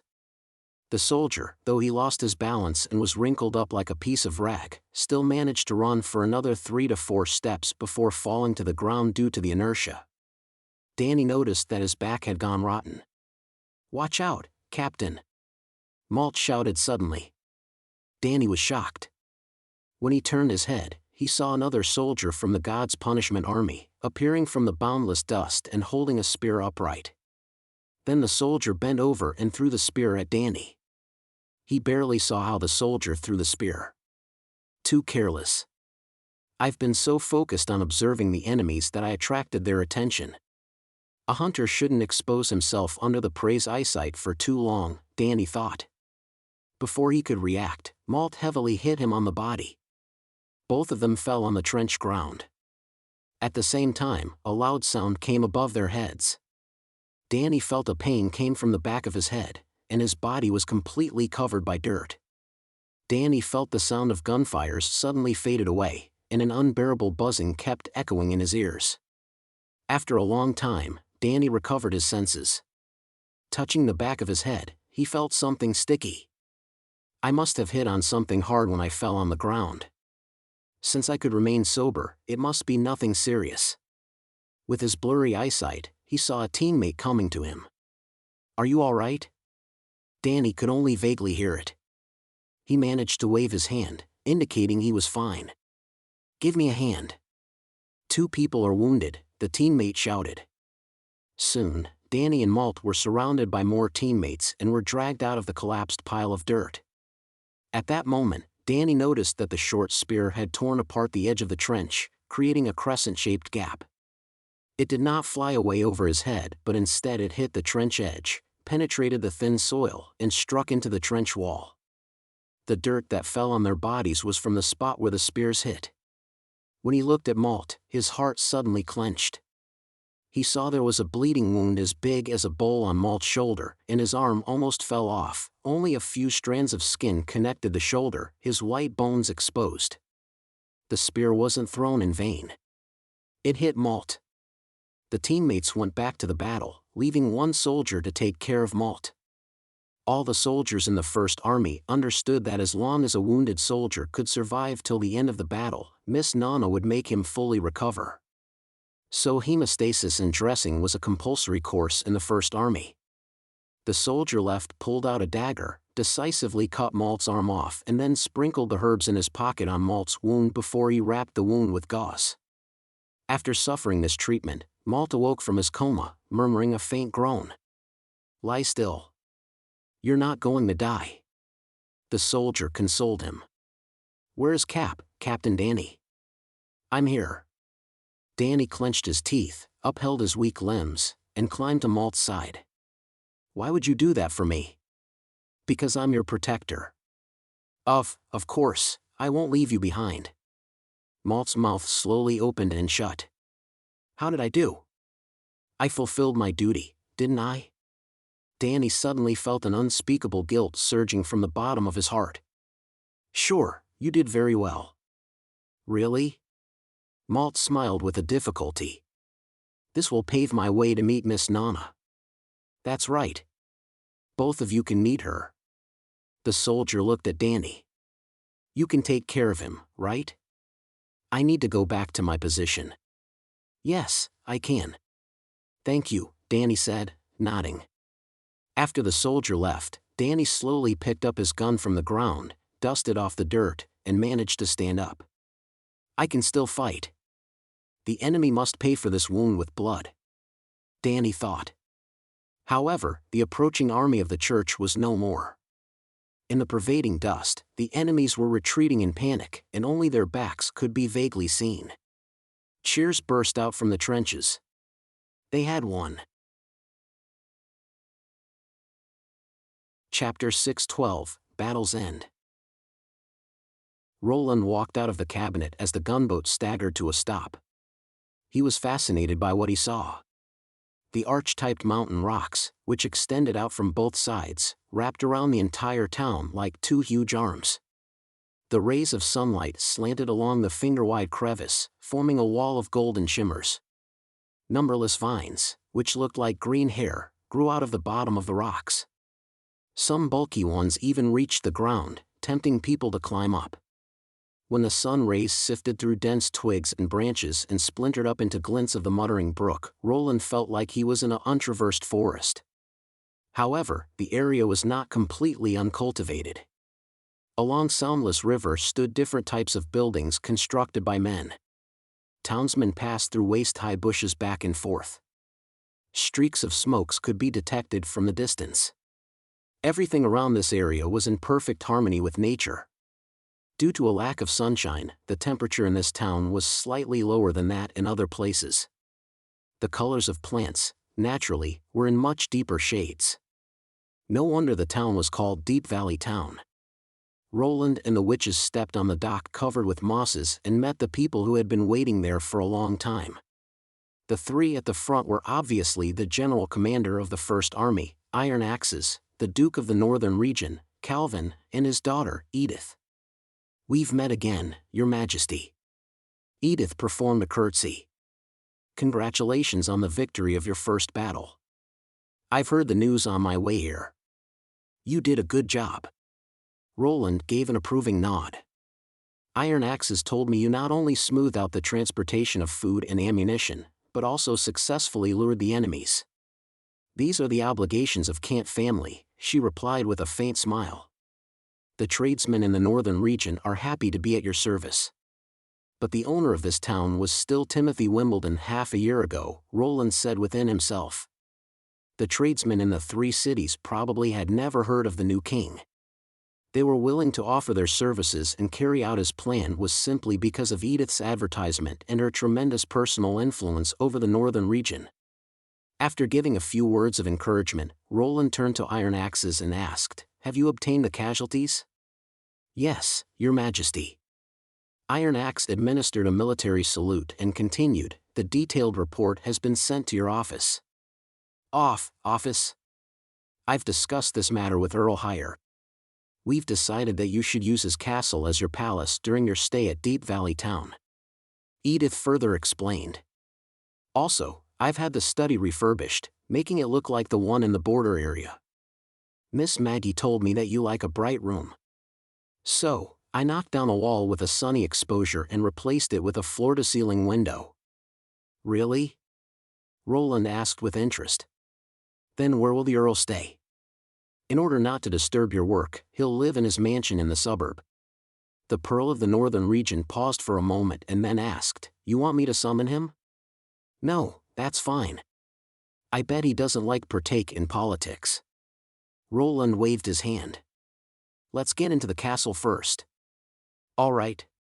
Please follow me." Is this the wonder of power? Roland thought while smacking his lips.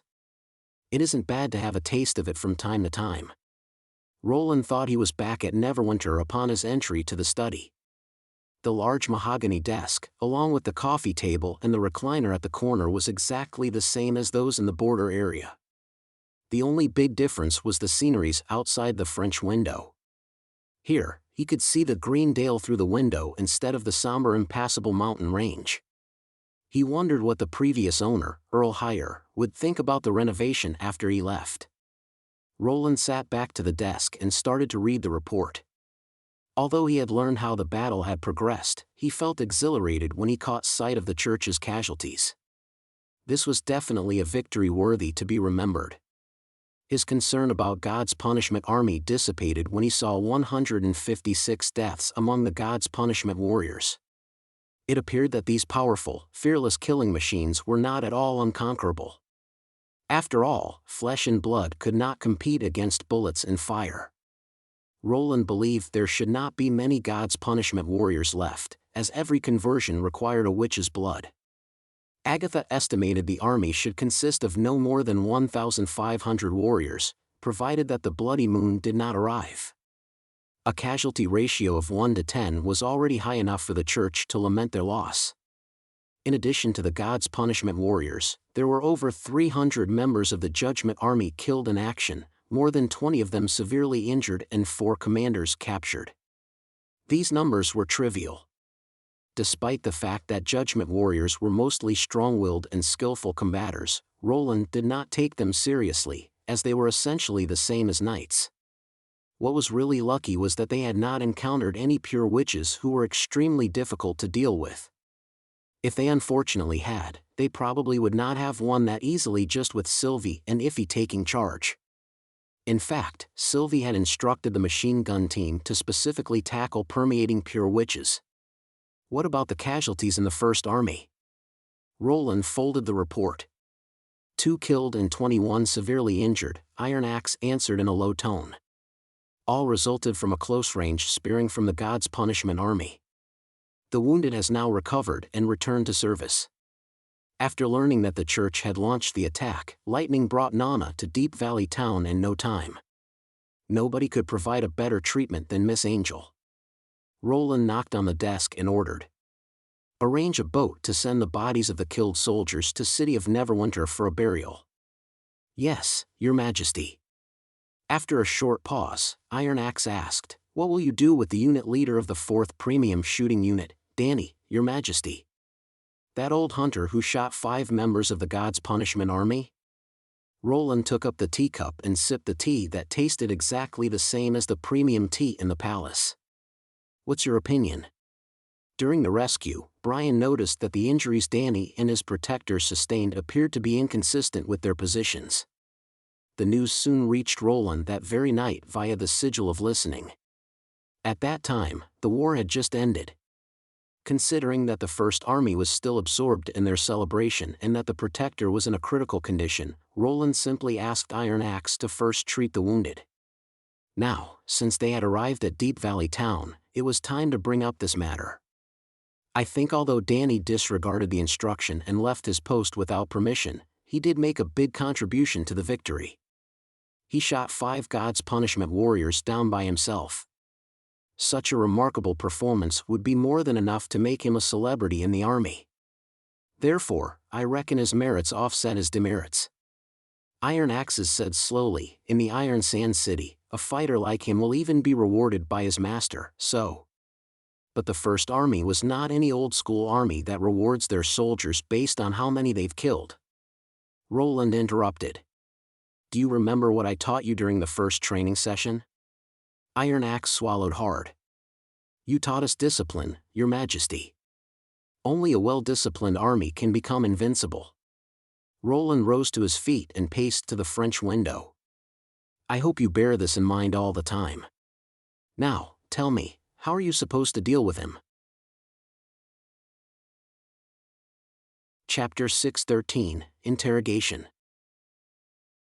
Suspension without pay and a detention of 15 days if no further harms are caused, dismissal and bring him to your trial, if further harms are caused, Your Majesty, Iron Axes replied immediately.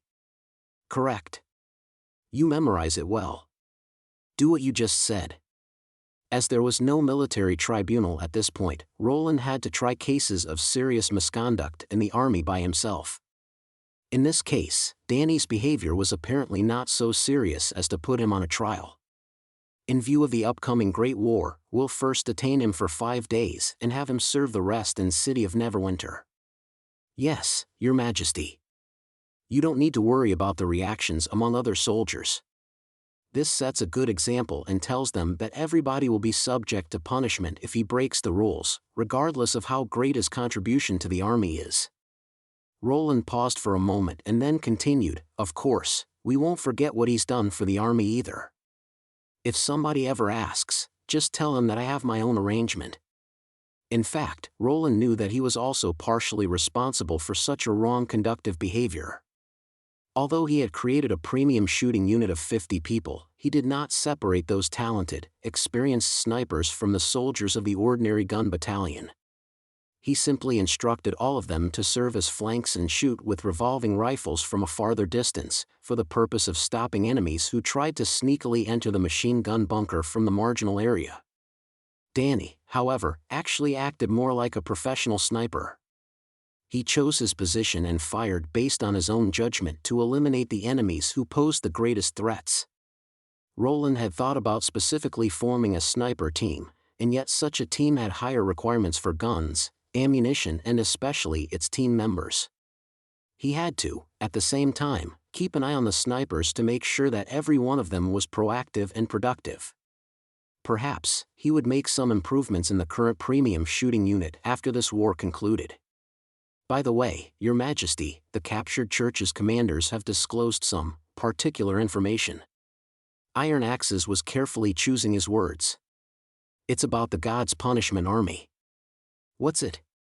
"They said the members of God's Punishment Army can't fight on their own. They can only complete the most basic mission after a commander orders them to do so." Roland turned around. "Really? Anything else?" Ashes had already told him about it, which was the reason he dared to take his armies to the north and provoke the church. If God's punishment warriors could fight independently, only a very few of them would be enough to cause riots across the kingdom and bring him trouble. A commander can be an ordinary person or a pure witch, and can't be changed once appointed. Iron Axes recollected.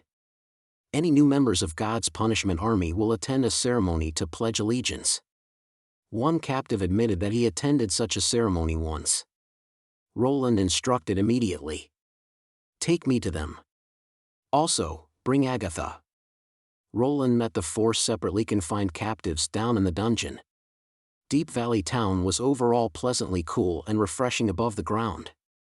Its underground surroundings, however, was freezing and damp.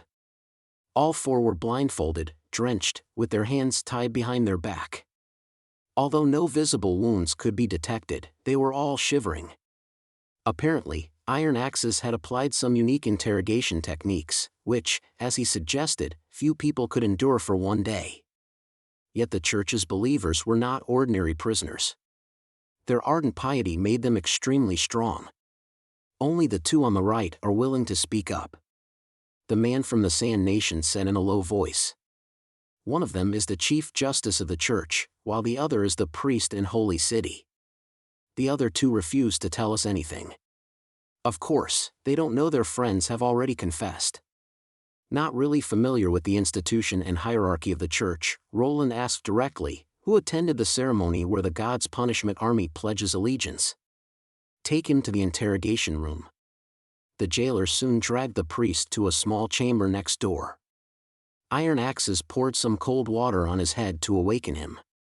"Ferret, I have a few questions to ask you." He quivered violently and started to speak feebly. "I've told you everything I know. Please kill me now." The priest's voice was weak and faint as if he were in great agony. "Tell me about the ceremony for the God's Punishment Army." Ferret did not respond but simply shook his head. "Listen. This is the last round of the interrogation." Iron Axe bent over and whispered in his ear, "I'll let you go once you've answered all the questions." It took him quite a while to speak again. The ceremony is usually held in the Tower of Babel, which is only accessible to God's punishment warriors, the Pope and commanders. Everybody must be completely silent during the process. Even the slightest sound will ruin the whole ceremony. "Why's that?" Roland questioned. "Because new warriors recognize their commanders by sounds. The first sound they hear? It can be more than one." Ferret gasped. "The chosen commanders will read hymns together. God's punishment warriors will accept everyone during that time period. What about you? Are you also a commander? I'm responsible for a group of 10 God's punishment warriors. But that 10 people also need to follow the orders issued by your superior, correct? The priest nodded. All the God's punishment armies should obey the Supreme Pontiff's orders. That's how it works, Roland thought. He had thought they commanded this unconscious army telepathically or via brainwaves, but they actually controlled them through sounds. To him, it appeared to be a very unnecessarily complex and less efficient method. Not only did sound waves easily diminish, but there was a big chance of issuing contradictory orders as well. Either of the problems would cause confusion to the God's punishment army. You said once a commander is appointed, he can't be changed. What if God's punishment warriors lose all their commanders? Agatha ventured suddenly. Hearing it was a lady, Ferret was stunned. Answer. Iron Axe got some more water. I don't know. You're lying. Roland immediately received Nightingale's hint. You'd better not play any tricks on us if you don't want to stay here for another half a month. The priest clenched his teeth and finally said, They'll go to barbarian land themselves. That's all I know. Barbarian land?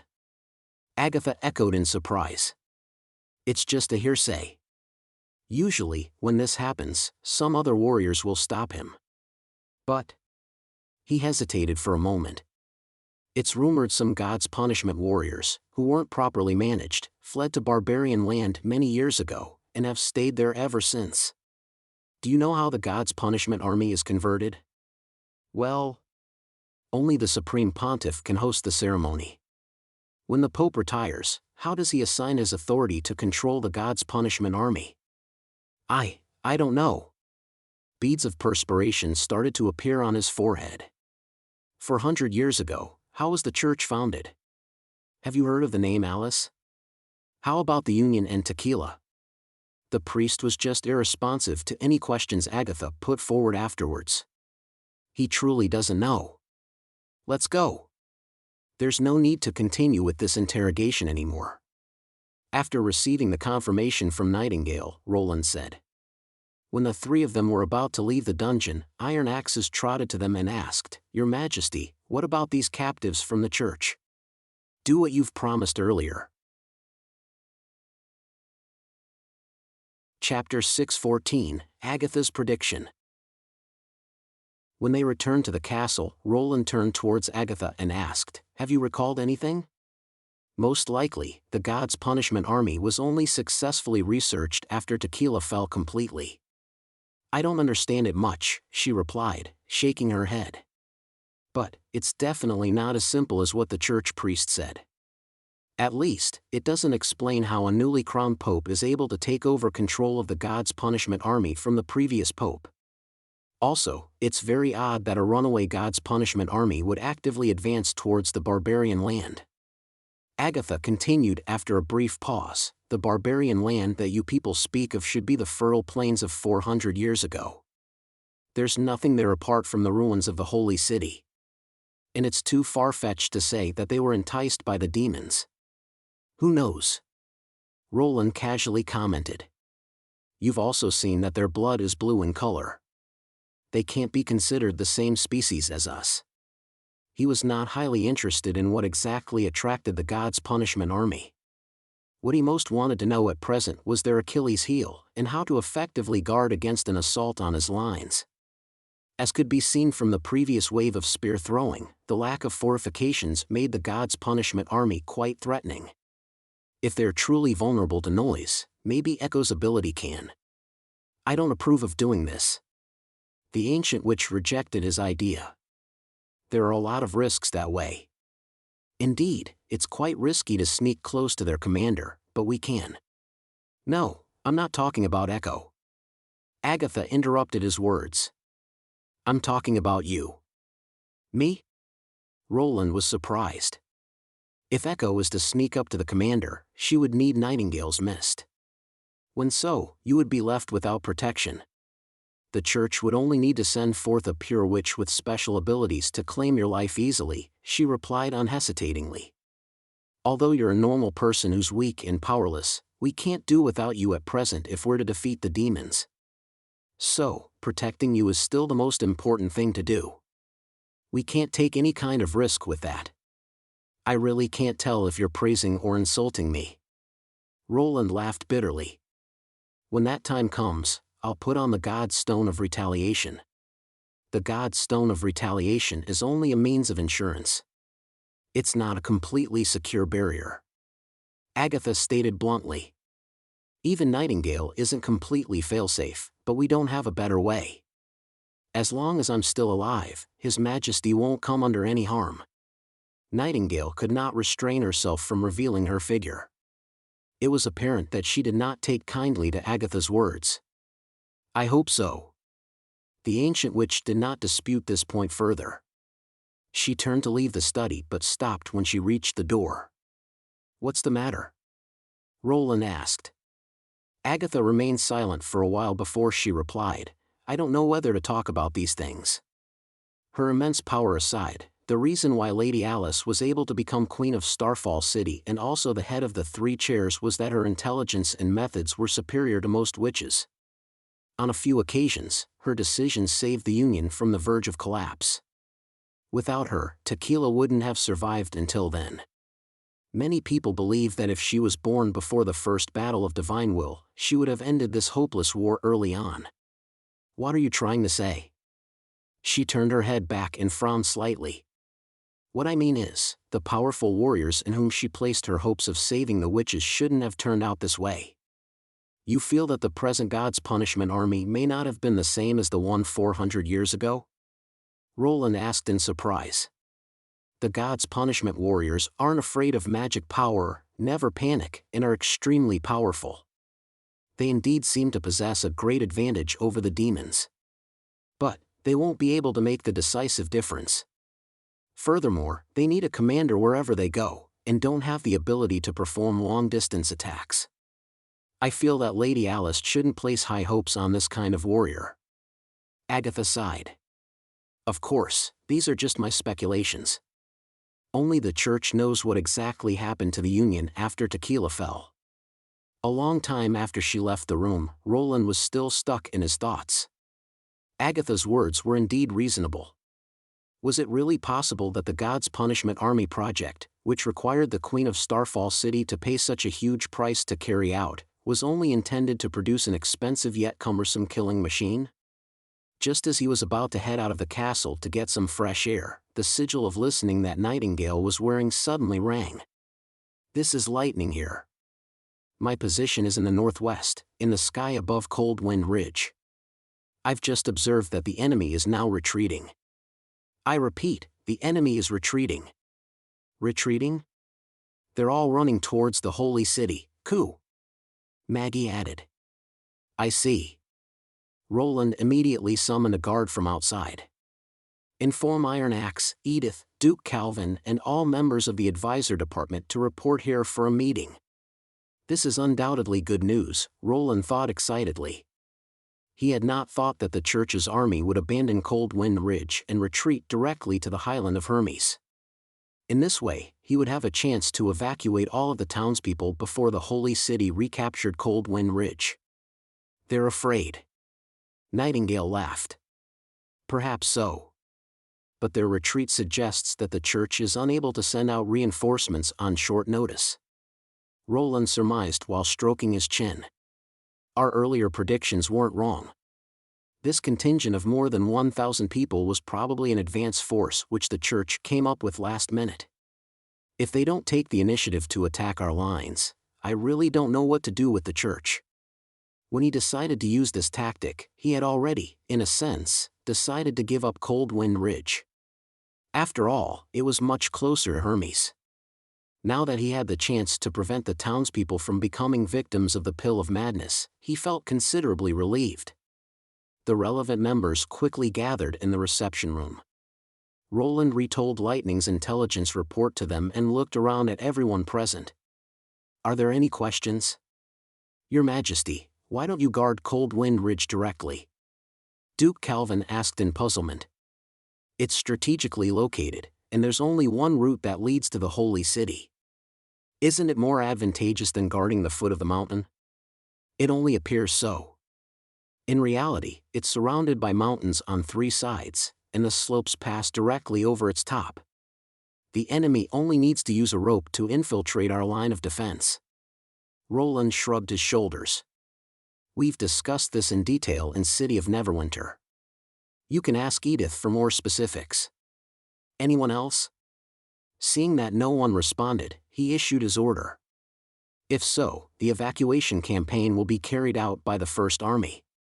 The grain reserves and gold royals can be left behind. Our concern is regarding the residents, whether by coercion or force. I don't want a single person to be left behind in Coldwind Ridge. In addition, the local nobles may have a better persuasive effect. I'm referring particularly to the famous Pearl of the Northern region. He paused at this. Iron Axe and Edith, you two will be in charge of this matter. Yes. As you wish, Your Majesty. As for the advisor department. He glanced towards Earl Eltec and the others.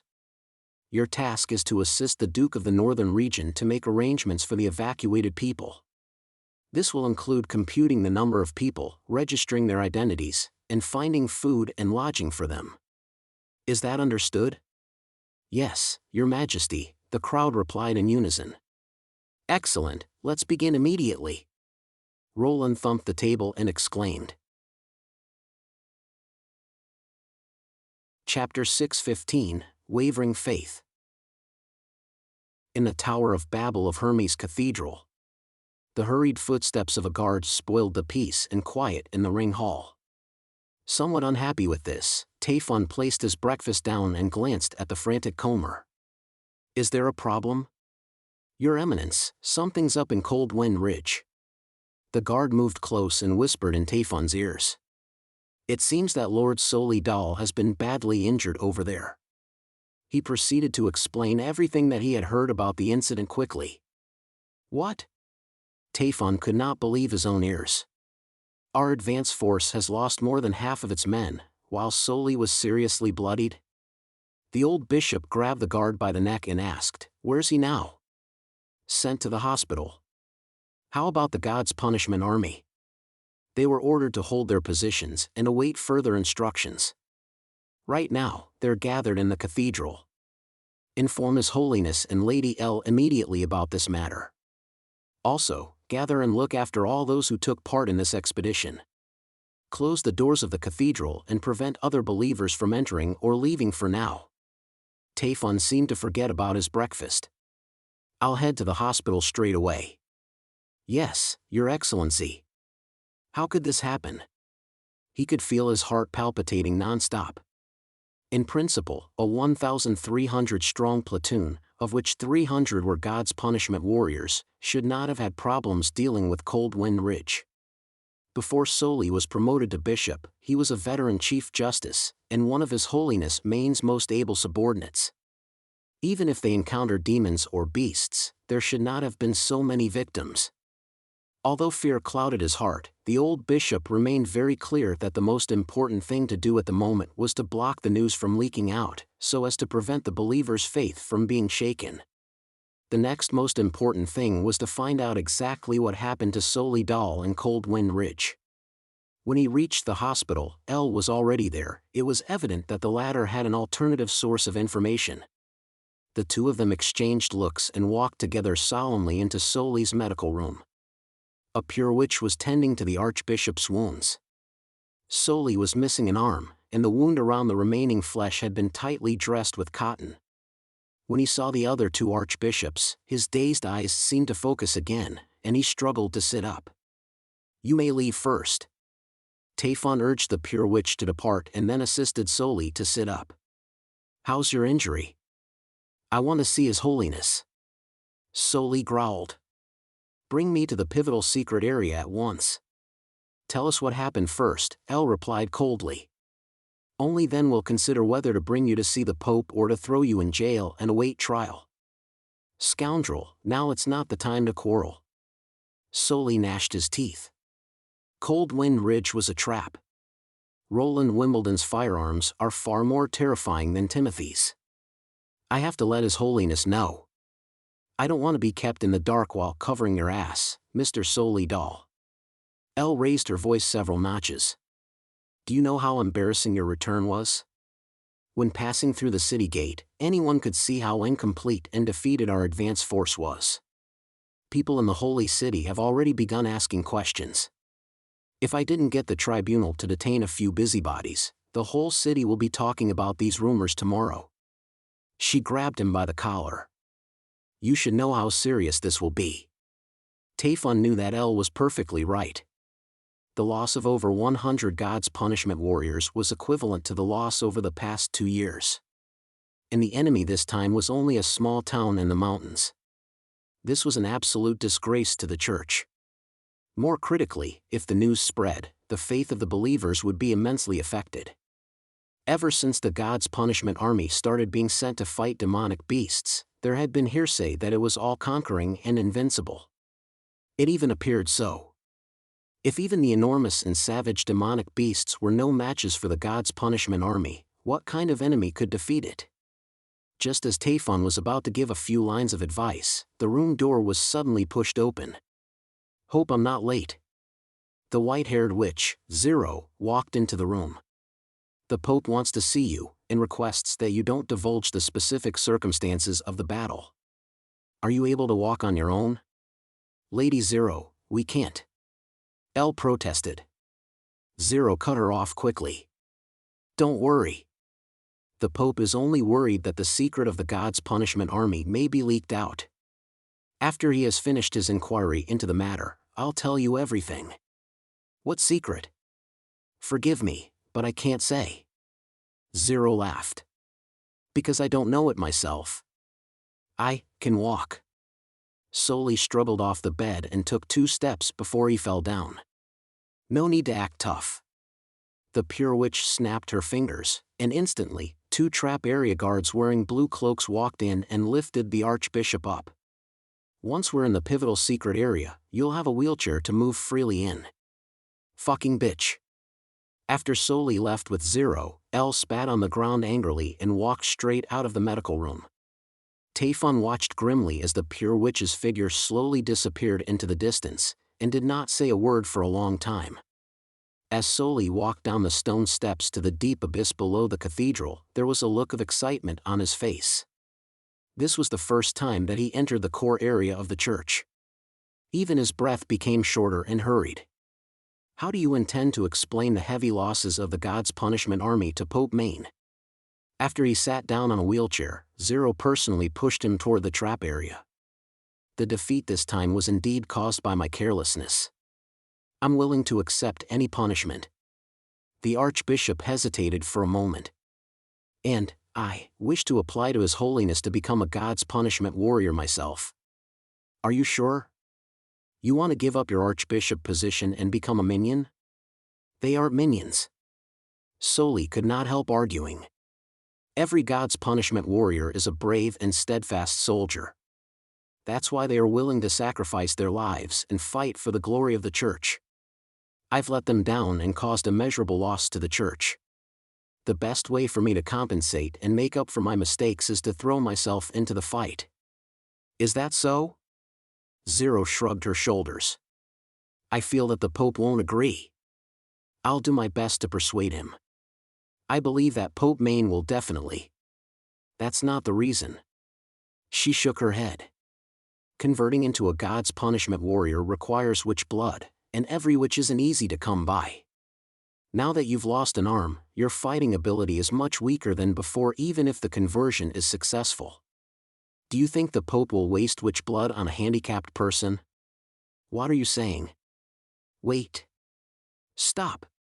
As Zero pushed the wheelchair along the long corridor, she paused at the end of the trap area. Is there a problem?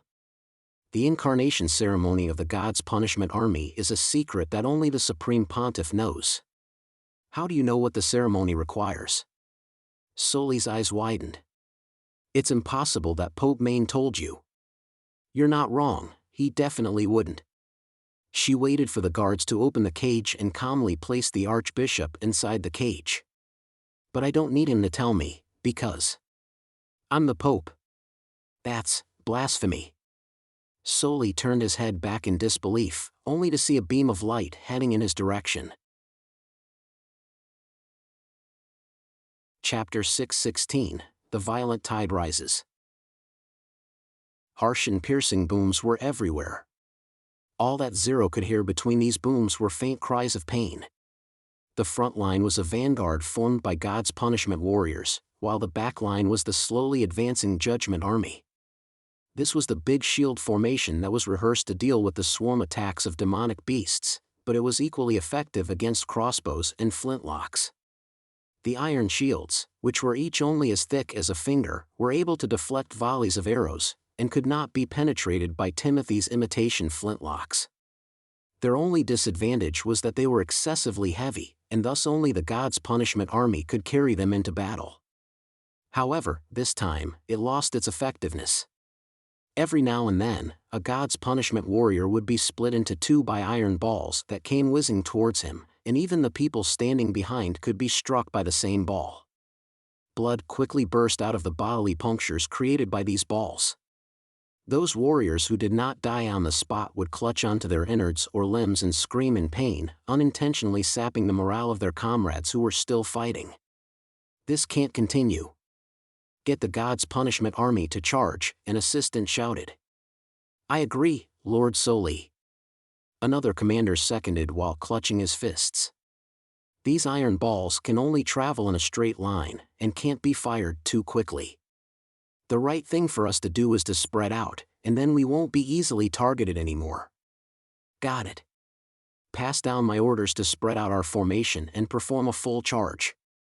Zero heard Soli Dal issuing an order to attack. However, right at this moment, a new kind of weapon entered the battlefield.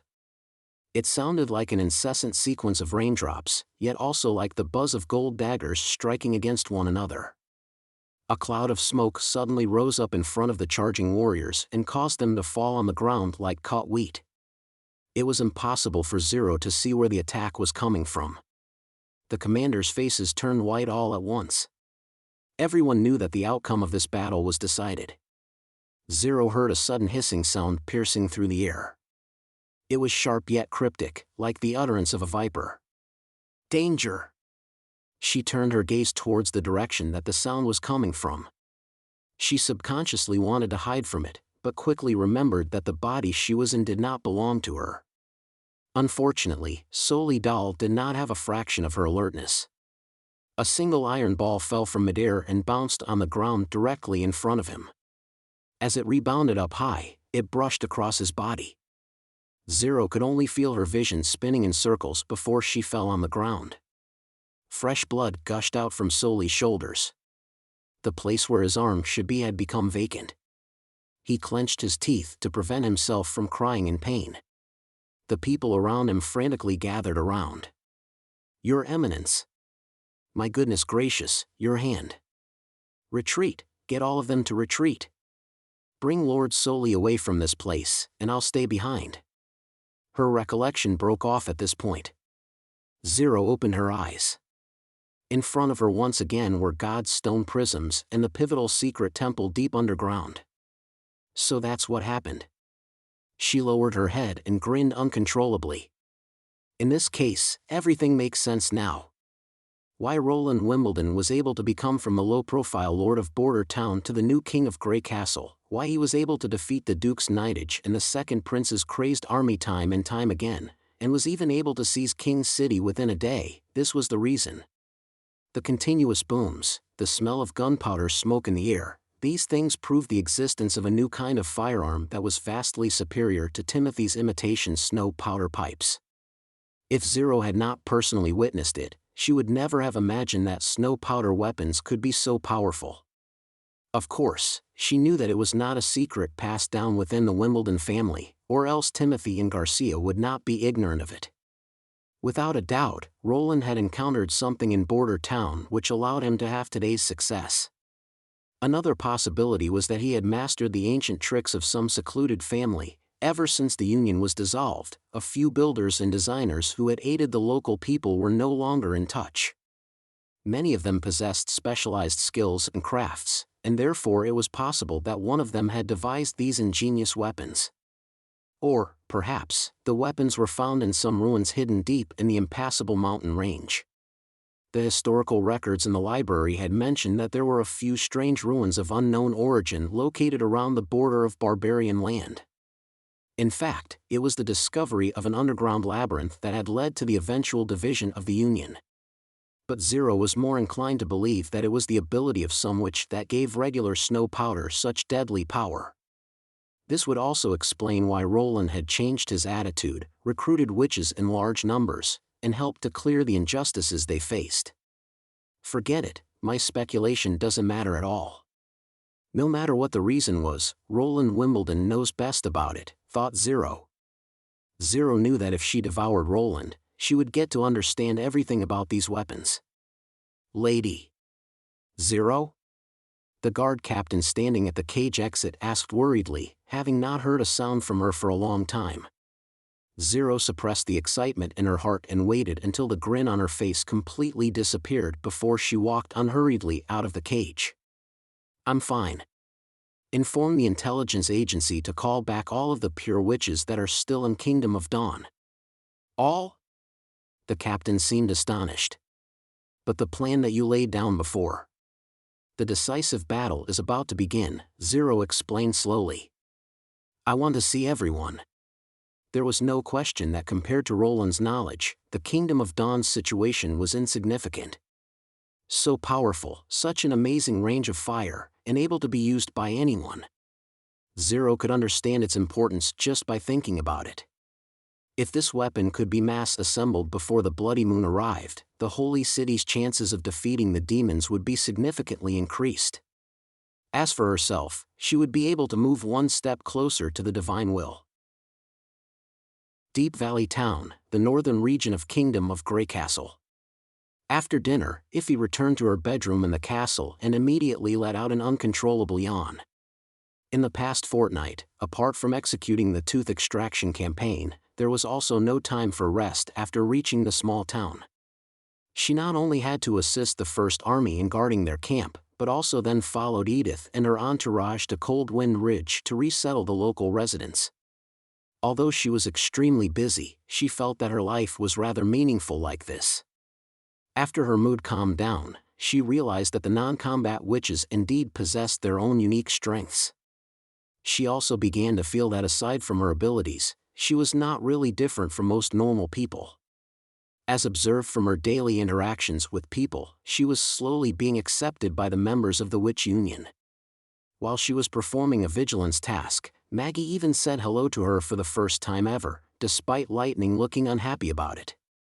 Iffy did not expect them to forgive her, and instead, she hoped to make up for her wrongdoings through action. In fact, she did not care whether she could ultimately become a sister to them. She only focused on atonement. Atonement for her one and only friend, Annie. Just as she was about to go to bed, someone knocked on her door. When she opened the door, she was surprised to see that it was the leader of Sleeping Island, Lady Tilly Wimbledon. I wish to talk to you about the Bloodfang Association. Tilly sighed softly. As well as Heidi Morgan and Annie.